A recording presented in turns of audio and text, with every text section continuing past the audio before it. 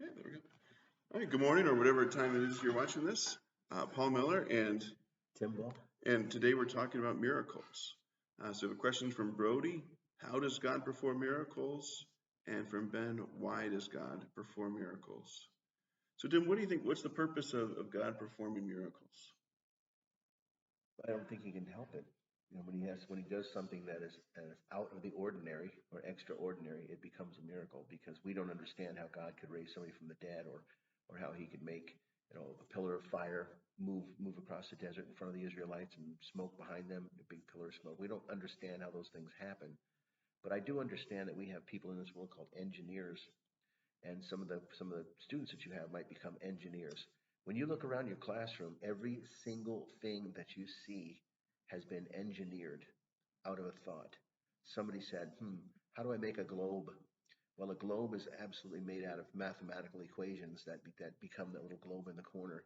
Somebody thinks about it, and then it becomes real. And I think that's kind of how God does miracles. He's um, somebody that there's something that thought this whole universe into existence. It, there was a thought in God's mind that became material things, and those material things became the universe and everything that's around us. So I think, how does God perform miracles? Well, I think it's somewhat similar to the way that engineers create everything that you have, everything that you wear, virtually everything that you eat, everything that we do is done through engineering. And materialists, or people who don't believe in God, believe that those things can just happen all by their accidents.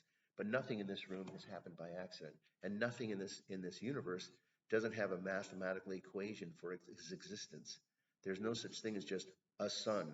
The sun is a ball of gases that is burning, and in every single thing in the sun is a product, is a thing. It's not just an imaginary globe that makes us all see in the daytime, and we see the moon at night when the sun is bouncing its rays off the moon. We know for a fact that thing is made up of atoms and molecules, and all those kind of things that make the sun the sun. So I think that God, how does he make miracles, is pretty similar to the way that human beings make eyeglasses, or make a book, or make a desk. Everything is engineered out of a mind. Somebody thinks about it, and then they put it into practice. Just like those of us who like Legos, we look at that big old pile of colored stuff, little blocks, and all of a sudden we think, well, let's make that a car, or let's make this a house, or let's make this a little person. And our mind thinks about it, and then our physical bodies put it into acts. Well, if you notice in Genesis, it said we're going to create man in our image, after our likeness. So I think the way, or how God does miracles is very similar to the way that human beings engineer the world around us. Yeah, I like that idea of God being the master engineer, and he's created this whole world, and then because he's outside of it, controlling it, he doesn't have to always play by its rules in order to accomplish his good purpose.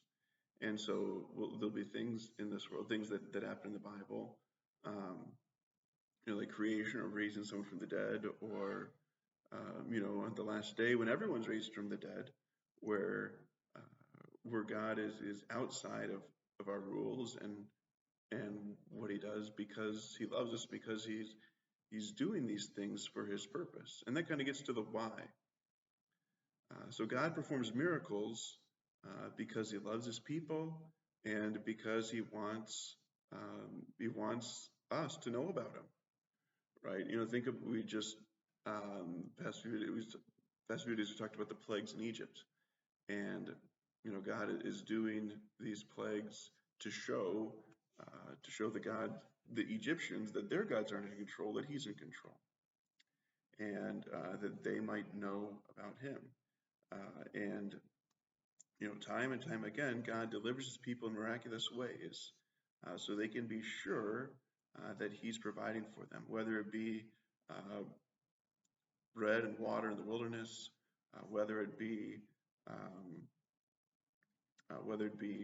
winning a battle in a dramatic way where the enemy starts fighting each other. No matter what it is, God does these things because he loves his people, and to show his people that he cares for them. Miracles are a tough thing to think about because we have to realize that the book or the books that we call the Bible, the 66 books in that compilation, there's billions of people. There's thousands and thousands in the city and millions that have lived since the day that the world was created to this moment. And if you look at how many miracles there are in the Bible, you're talking about such a tiny amount of miracles. So there's something out of the ordinary. It's not like God decides that Billy and Stevie are climbing a tree, so they both slip out of the tree. So God makes sure that Stevie doesn't get a broken arm, but the other kid does. I don't think it's quite like that. I think it has to be for a purpose. There's really a purpose. Like if you look at the New Testament, when you look at Jesus and his miracles, you know, or the miracles that Peter did. I mean, these are things that had a reason. There was a reason for them. Um, I can't remember the young man's name who fell out the window. Eutychus. Eutychus. Paul, yeah. Paul's like me. He can talk on and on and on and on. And then pretty soon people just want to either hang up or go to sleep. Well, that happened in real life. Paul was talking and talking and talking. And a young man was listening, like sometimes you guys in class, you doze off. Well, this guy dozed off in a second story or third story window and fell out and was killed. And that was probably going to be a bad omen for Paul. He probably would have been embarrassed or whatever. But there's a miracle that was caused, and they laid hands on this young man, and he was raised from the dead. So one thing I think about miracles is that we all want them, except for one thing: we also don't want to be controlled. Every human being does not want to be controlled from the time you're almost aware of yourself. When you're 10 months old, 11 months old, those of us who have had children know that a child wants to be free. And miracles, they kind of cross the line sometimes. It's like, hey, this person fell out of a window because he fell asleep. Maybe he deserved to die. Wait a minute, what an idiot. Well, for whatever reason, that miracle happened. Um, that it happens on First and Elm Street. Think about Jesus, okay? He's on First and Elm Street, but there's also a Second and Elm Street in Jerusalem or Nazareth or wherever he's at. And on First and Elm, he's doing this miracle. But on Second and Elm, somebody chokes to death on a sandwich. I mean, so it has to be within freedom. This is the thing that miracles, like, I've suffered, I've suffered loss in my life, and I wish I wouldn't have. And you pray for a miracle and it doesn't happen. Well, we also don't realize every single day that we wake up and we look at that sunlight and we look at the fact that we're alive, we neglect on the fact that that might be a miracle as well. That we woke up today, that at that one intersection we went through when we were supposed to be hit by a car, something happened to where a miracle happened, and the car that was supposed to hit us was slowed down, or was, something happened. We don't really know how many miracles are happening in our lives every single day. But when you get to be my age, when you get to be much older, you start realizing there's lots and lots and lots and lots of days that they may have been miraculous. They may have been a miracle that you never even realized. Your mothers and fathers, your teachers and people like that are doing things for you today that you don't even realize. That when you're having your own children, when you have your own children, and when you live on your own, and those kind of things, you'll think about how wonderful they were and how miraculous it was that mom could do all she could do at Christmas when we weren't very rich. There were these miracles happening all the time. And I think that's kind of the theme of one of the themes of the Bible, I should say, is that we don't really realize how many miracles are happening to us every single moment of every single day. I mean, we have trillions and trillions and trillions of cells in our bodies, and some of those cells could go wrong and become a problem with cancer or some other disease. Well, maybe that's not today. Maybe not for me. Look at how old I am. Maybe those days were given to me as miracles that I didn't get those diseases. Well, thank you, Lord, because we always want to thank the Lord for what we have every single day. We want to be thankful, and we want to have a joyous life.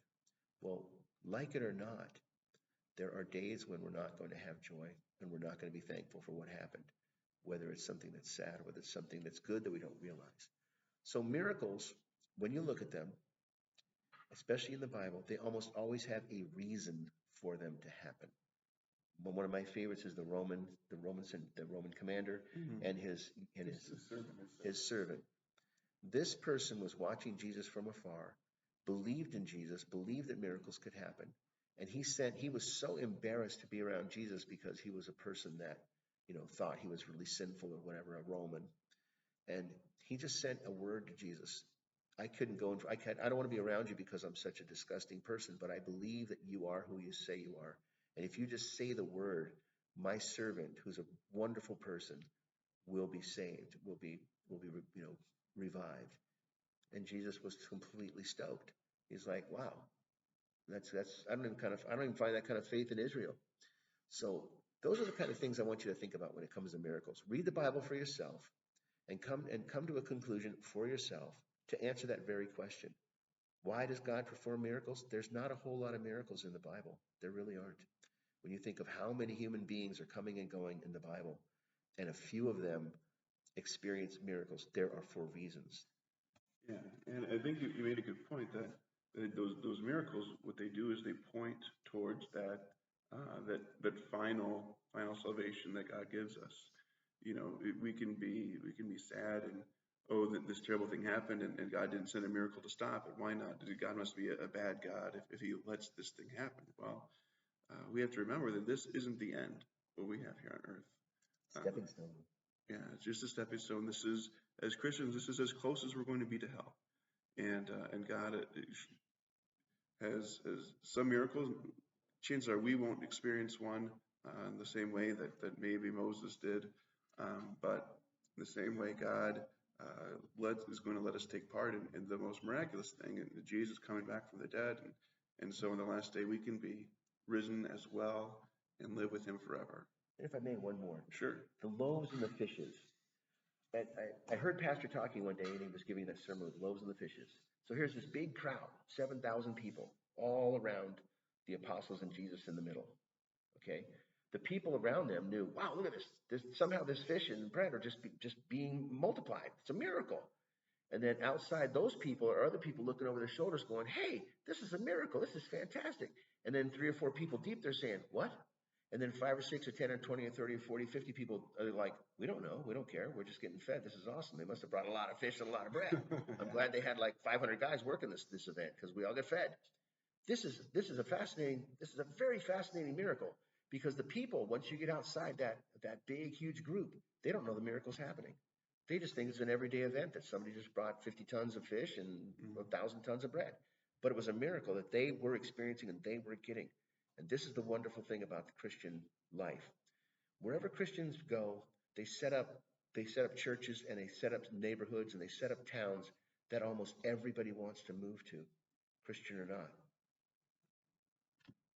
Yeah, so God uses today, maybe not always provide miraculous ways, but He uses His church to provide for others. We don't realize half the times we have miracles happening right now. We didn't realize, like the people with the loaves and fishes. And we're blessed that we get to be a part of that. Thank you for watching our video, I'm looking in. and thank you for taking the time. We'll see you later. See you.